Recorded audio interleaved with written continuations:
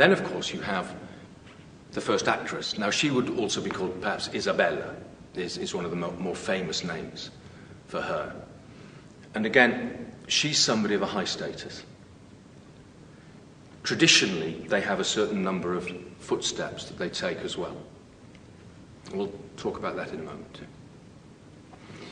If you can imagine the bodice, the corset that somebody in classical dress would wear, with the cleavage and everything like that as well. You can imagine, can't you?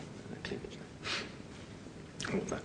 You've got the dress, which comes out right out to the side, with one of those traditional bum rolls that they have and things like that. Very good. And the hands would perhaps rest on the dress like that. She has a beautiful neck, a swan neck.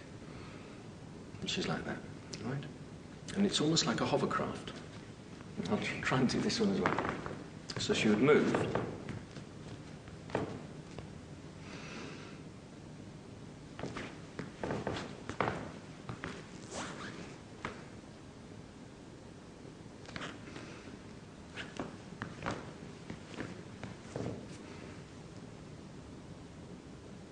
So she has a very graceful move.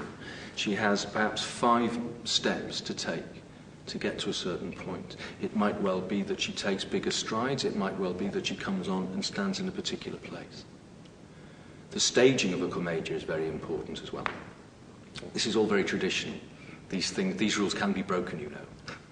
But anyway, that's Isabella. Now, if you have Columbine, who's perhaps her maidservant, she has a similar way of walking, but again, in the same way as the second actor.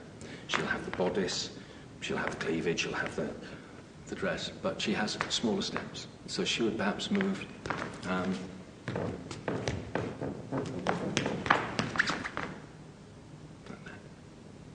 do it again.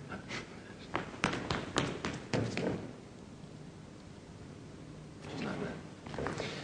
So that would be Columbine. So you've got those 4, first actor, second actor, Isabella, Columbine. And they do have specific ways of moving or specific ways of appearing, because it's a very visual and physical form of theatre, so they have to be recognised immediately.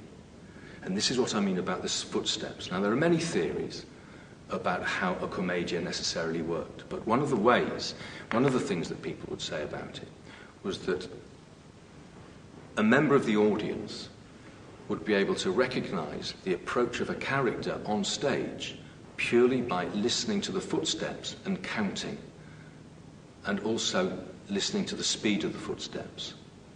They'd know who it was that had necessarily come on stage. That's how specific it is. And I think it's very difficult for us in our day to grasp things like that. But of course, this language of the commedia is something that then becomes ingrained in a culture. And so people flock to go and see these things. It's probably the only live performance they see, and they'll understand how that language works.